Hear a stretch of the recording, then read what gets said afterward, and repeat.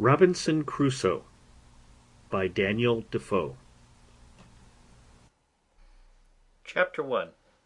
Start in Life. I was born in the year 1632 in the city of York, of a good family, though not of that country, my father being a foreigner of Bremen, who first settled at Hull. He got a good estate by merchandise, and leaving off his trade, lived afterwards at York, from whence he had married my mother, whose relations were named Robinson, a very good family in that country, and from whom I was called Robinson Cruchnair. But, by the usual corruption of words in England, we are now called, nay, we call ourselves and write our name, Crusoe, and so my companions always called me. I had two elder brothers, one of whom was lieutenant colonel to an English regiment of foot in Flanders, formerly commanded by the famous Colonel Lockhart, and was killed at the battle near Dunkirk against the Spaniards. What became of my second brother I never knew, any more than my father or mother knew what became of me. Being the third son of the family and not bred to any trade, my head began to be filled very early with rambling thoughts. My father, who was very ancient, had given me a competent share of learning, as far as house education and a country free school generally go, and designed me for the law. But I would be satisfied with nothing but going to sea, and my inclination to this led me so strongly against the will, nay, the commands of my father, and against all the entreaties and persuasions of my mother and other friends, that there seemed to be something fatal in that propensity of nature, tending directly to the life of misery which was to befall me. My father, a wise and grave man, gave me serious and excellent counsel against what he foresaw was my design. He called me one morning into his chamber, where he was confined by the gout, and expostulated very warmly with me upon this subject. He asked me what reasons, more than a mere wandering inclination, I had for leaving father's house and my native country, where I might be well introduced, and had a prospect of raising my fortune by application and industry, with a life of ease and pleasure. He told me it was men of desperate fortunes on one hand, or of aspiring superior fortunes on the other, who went abroad upon adventures, to rise by enterprise, and make themselves famous in undertakings of a nature out of the common road; that these things were all either too far above me or too far below me; that mine was the middle state, or what might be called the upper station of low life, which he had found, by long experience, was the best state in the world, the most suited to human happiness, not exposed to the miseries and hardships, the labour and suffering of the mechanic part of mankind, and not embarrassed with the pride, luxury, ambition, and envy of the upper part of mankind. He told me I might judge of the happiness of the state by this one thing, that is, that this was the state of life which all other people envied; that kings have frequently lamented the miserable consequence of being born to great things, and wished they had been placed in the middle of the two extremes, between the mean and the great; that the wise man gave his testimony to this as the standard of felicity, when he prayed to have neither poverty nor riches. He bade me observe it, and I should always find that the calamities of life were shared among the upper and lower part of mankind, but that the middle station had the fewest disasters, and was not exposed to so many vicissitudes as the higher or lower part of mankind. Nay, they were not subjected to so many distempers and uneasinesses, either of body or mind, as those who were, by vicious living, luxury, and extravagances on the one hand, or by hard labour, want of necessaries, and mean or insufficient diet on the other hand, bring distemper upon themselves by the natural consequences of their way of living. That the middle station of life was calculated for all kind of virtue and all kind of enjoyments. That peace and plenty were the handmaids of a middle fortune. That temperance, moderation, quietness, health, society, all agreeable diversions, and all desirable pleasures, were the blessings attending the middle station of life. That this way men went silently and smoothly through the world, and comfortably out of it, not embarrassed with the labours of the hands or of the head, not sold to a life of slavery for daily bread, nor harassed with perplexed circumstances, which rob the soul of peace and the body of rest, nor enraged with the passion of envy, or the secret burning lust of ambition for great things, but in easy circumstances sliding gently through the world, and sensibly tasting the sweets of living without the bitter, feeling that they are happy, and learning by every day's experience to know it more sensibly. After this he pressed me earnestly, and in the most affectionate manner, not to play the young man, nor to precipitate myself into miseries which nature, and the station of life I was born in, seemed to have provided against;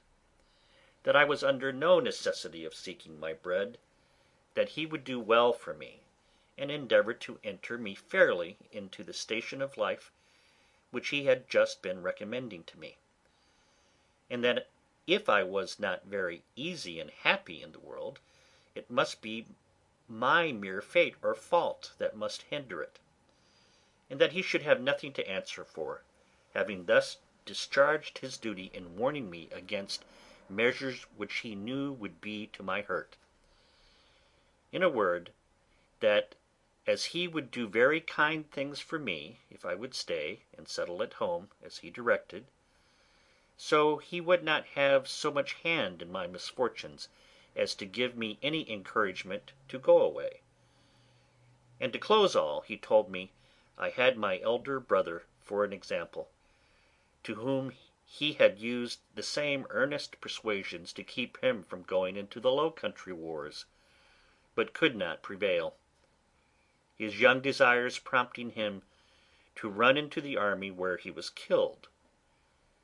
and though he said he would not cease to pray for me, yet he would venture to say to me that if I did take this foolish step, God would not bless me, and I should have leisure hereafter to reflect upon having neglected his counsel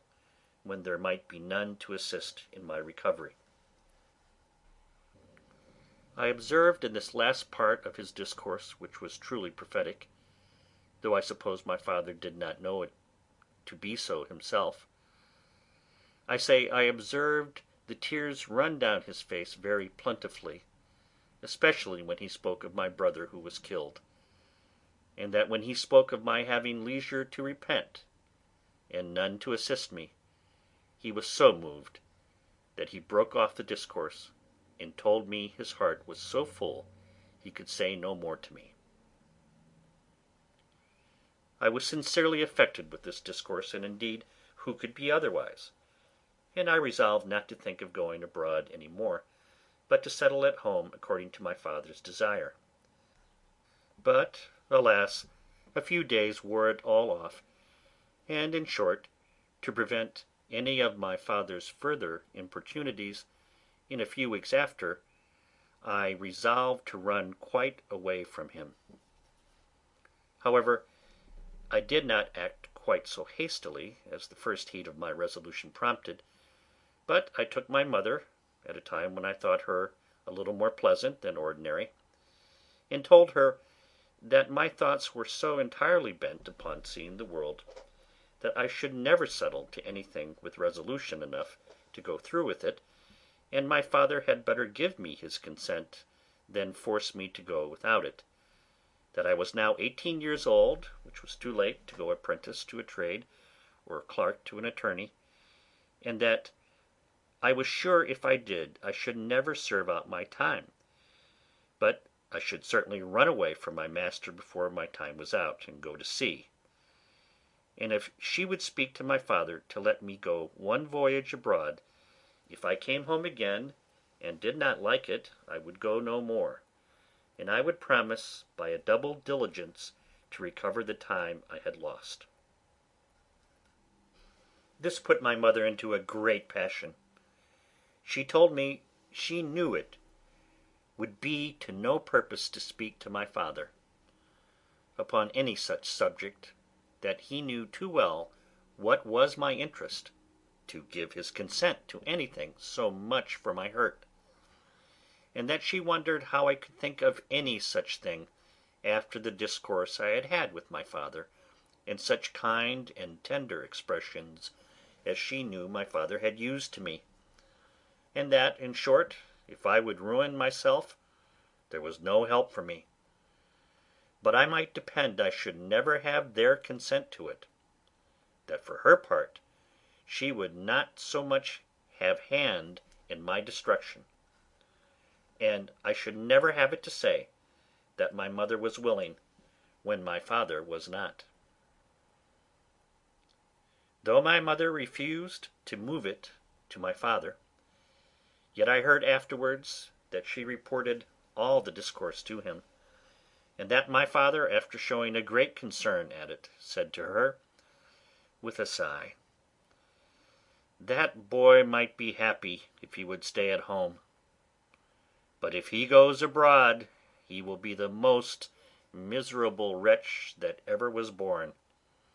I can give no consent to it."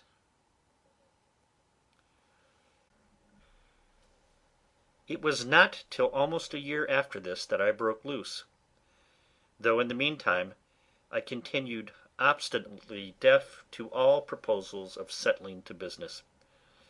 and frequently expostulated with my father and mother about their being so positively determined against what they knew my inclinations prompted me to. But being one day at Hull, where I went casually, and without any purpose of making an elopement at that time, but, I say, being there, and one of my companions being about to sail to London in his father's ship, and prompting me to go with them, with the common allurement of seafaring men, that it should cost me nothing for my passage, I consulted neither father nor mother any more, nor so much as sent them word of it, but leaving them to hear of it as they might, without asking God's blessing or my father's, without any consideration of circumstances or consequences, and in an ill hour, God knows, on the 1st of September, 1651, I went on board a ship bound for London. Never any young adventurer's misfortunes, I believe, began sooner or continued longer than mine. The ship was no sooner out of the Humber than the wind began to blow, and the sea to rise in a most frightful manner; and as I had never been at sea before, I was most inexpressibly sick in body and terrified in mind. I began now seriously to reflect upon what I had done, and how justly I was overtaken by the judgment of heaven for my wicked leaving my father's house and abandoning my duty. All the good counsels of my parents, my father's tears, and my mother's entreaties came now fresh into my mind, and my conscience,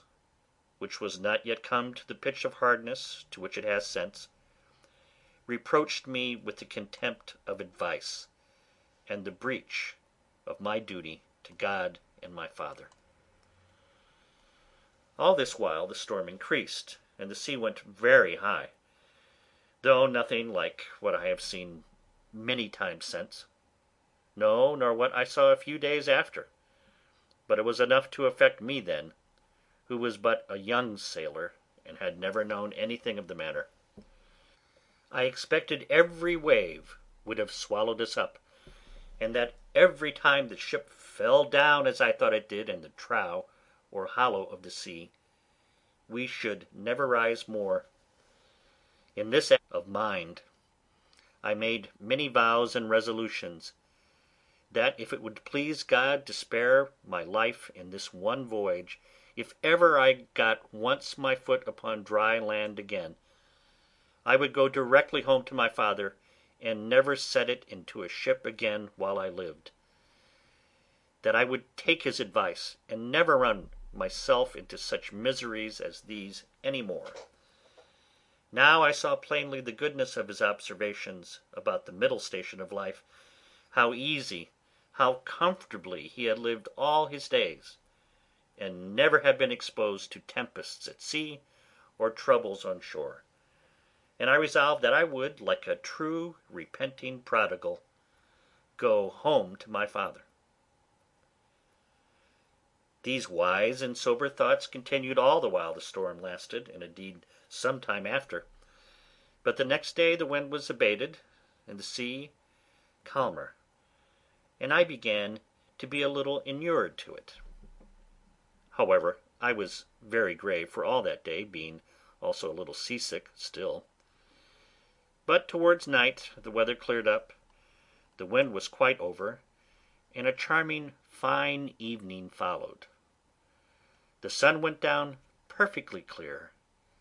and rose so the next morning, and having little or no wind, and a smooth sea, the sun shining upon it, the sight was, I thought, the most delightful that ever I saw. I had slept well in the night, and was now no more seasick, but very cheerful, looking with wonder upon the sea that was so rough and terrible the day before, and could be so calm and so pleasant in so little a time after. And now, lest my good resolutions should continue, my companion, who had enticed me away, comes to me. "Well, Bob," says he, clapping me upon the shoulder, "how do you do after it? I warrant you were frighted, weren't you, last night, when it blew but a capful of wind?" "A capful, do you call it?" said I. "'Twas a terrible storm." "A storm, you fool you," replies he. "Do you call that a storm? Why, it was nothing at all.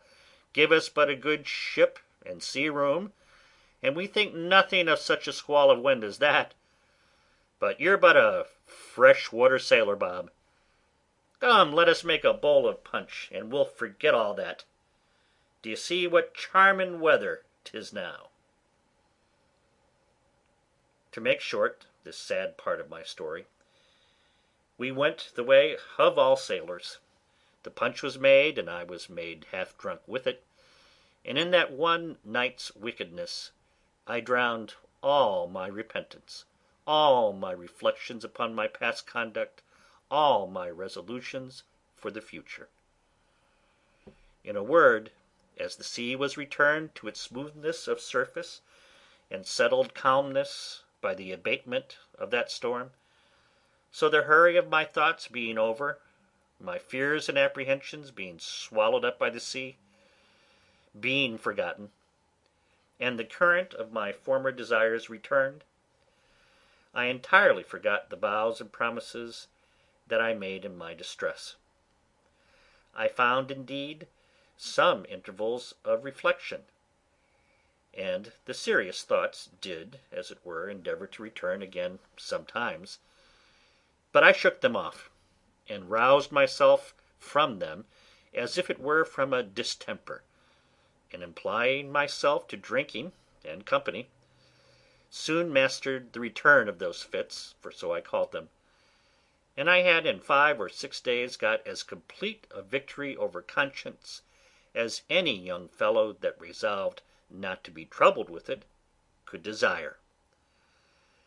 But I was to have another trial for it still, and Providence, as in such cases generally it does, resolved to leave me entirely without excuse. For if I would not take this for a deliverance, the next was to be such a one as the worst and most hardened wretch among us would confess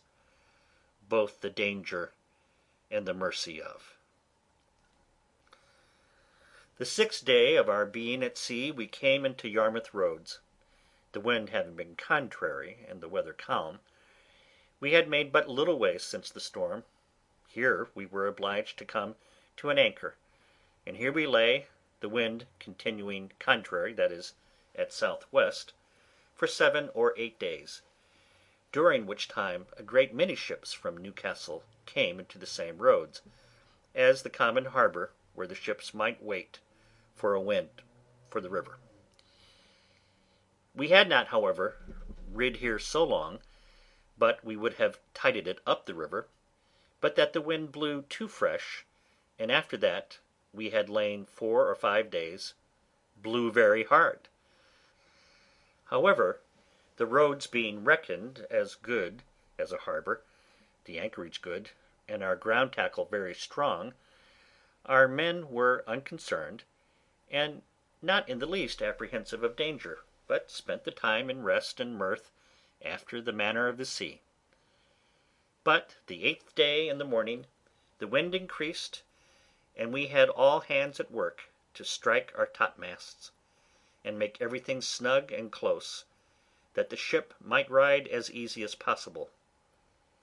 By noon the sea went very high indeed, and our ship rode forecastle in, shipped several seas, and we thought once or twice our anchor had come home, upon which our master ordered out the sheet anchor, so that we rode with 2 anchors ahead, and the cables veered out to the bitter end. By this time it blew a terrible storm indeed, and now I began to see terror and amazement in the faces even of the seamen themselves. The master, though vigilant in the business of preserving the ship,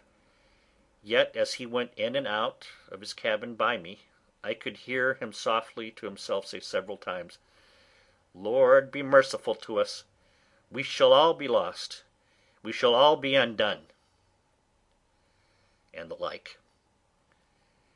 During these first hurries I was stupid, lying still in my cabin, which was in the steerage, and cannot describe my temper. I could ill resume the first penitence which I had so apparently trampled upon and hardened myself against. I thought the bitterness of death had been past, and that this would be nothing like the first. But when the master himself came by me, as I said just now, and said we should be all lost, I was dreadfully frighted. I got up out of my cabin and looked, but such a dismal sight I never saw. The sea ran mountains high, and broke upon us every 3 or 4 minutes. When I could look about, I could see nothing but distress round us. 2 ships that rode near us, we found, had cut their masts by the board, being deep laden, and our men cried that a ship which rode about a mile ahead of us was foundered.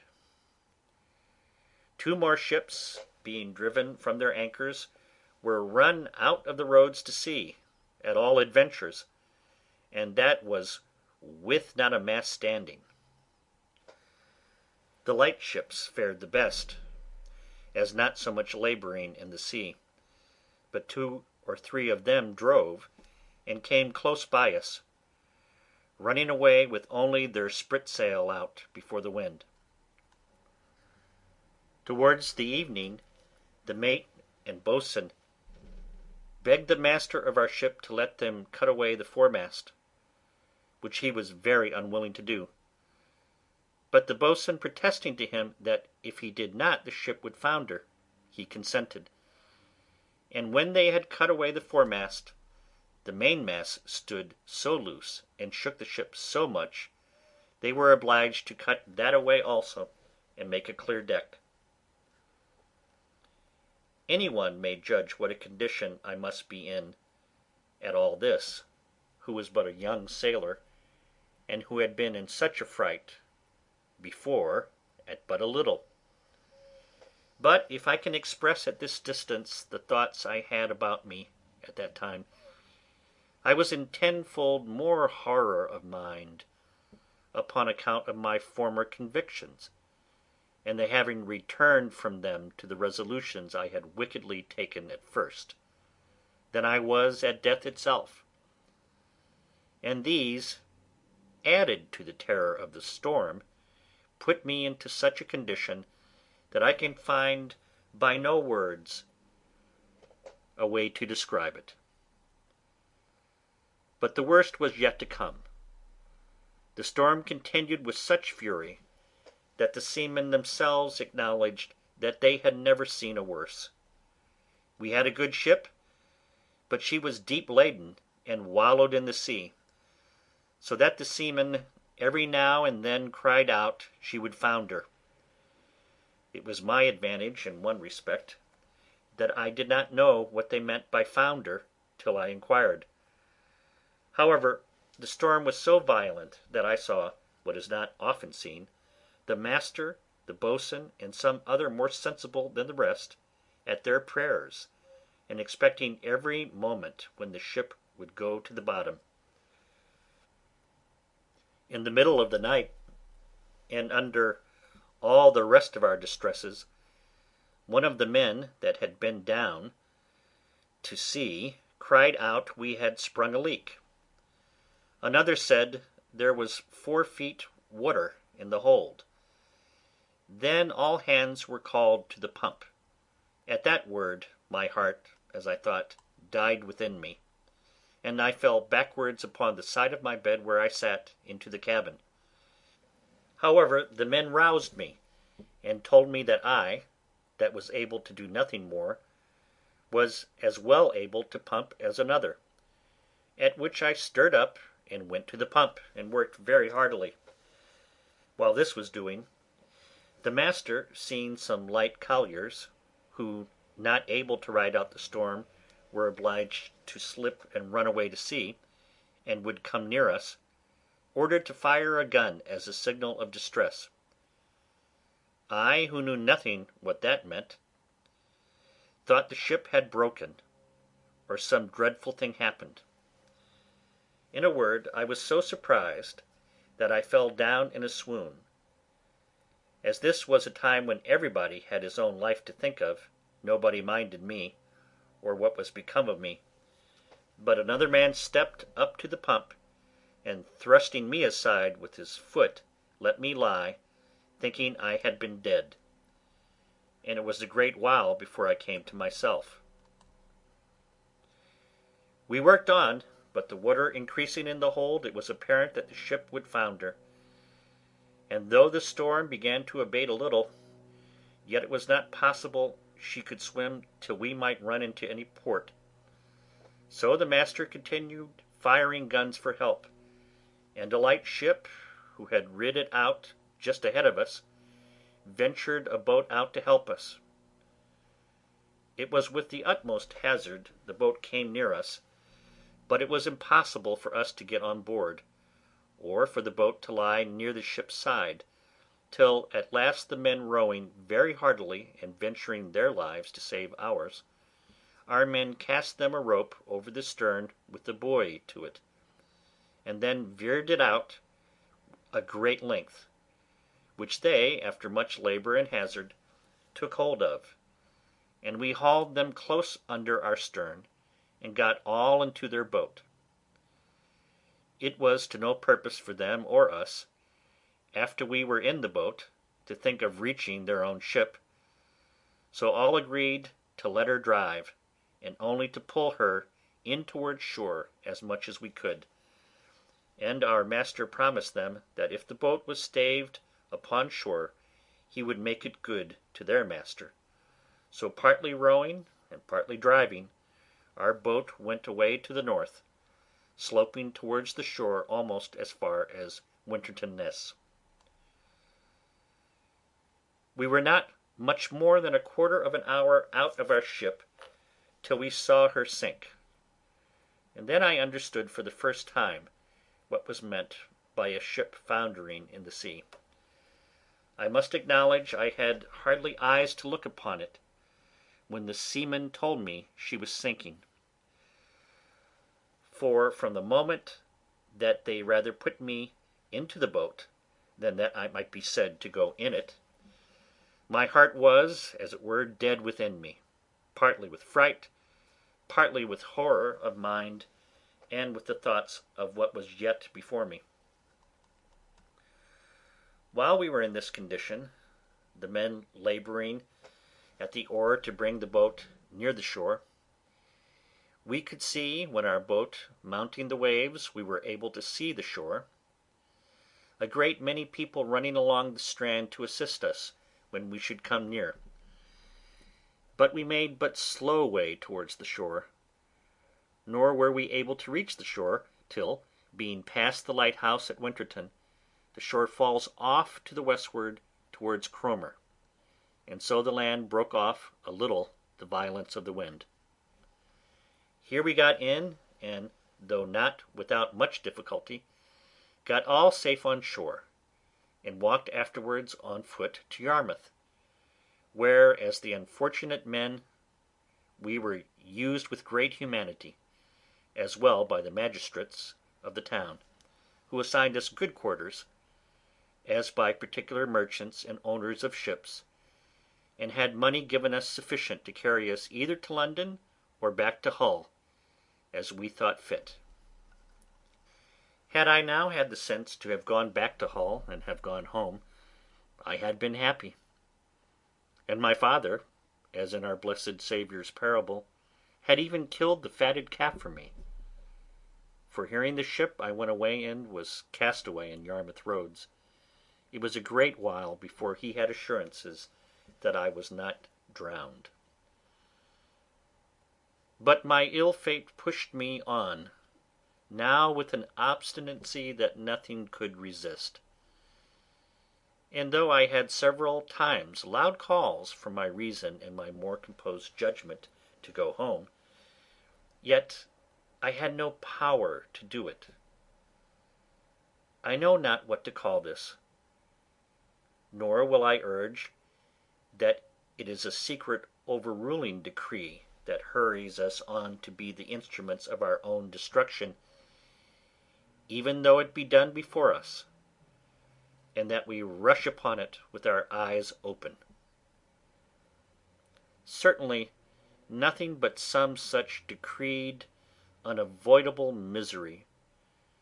which it was impossible for me to escape, could have pushed me forward against the calm reasonings and persuasions of my most retired thoughts, and against two such visible instructions as I had met with in my first attempt. My comrade, who had helped me to harden before, and who was the master's son, was now less forward than I. The first time he spoke to me after we were at Yarmouth, which was not till 2 or 3 days, for we were separated in the town to several quarters, I say, the first time he saw me, it appeared his tone was altered, and, looking very melancholy, and shaking his head, he asked me how I did, and telling his father who I was, and how I had come this voyage only for a trial, in order to go further abroad, his father turning to me with a very grave and concerned tone, "Young man," says he, "you ought never to go to sea any more. You ought to take this for a plain and visible token that you are not to be a seafaring man." "Why, sir," said I, "will you go to sea no more?" "That is another case," says he. "It is my calling, and therefore my duty. But as you have made this voyage on trial, you see what a taste heaven has given you of what you are to expect if you persist. Perhaps this has all befallen us on your account, like Jonah in the ship of Tarshish.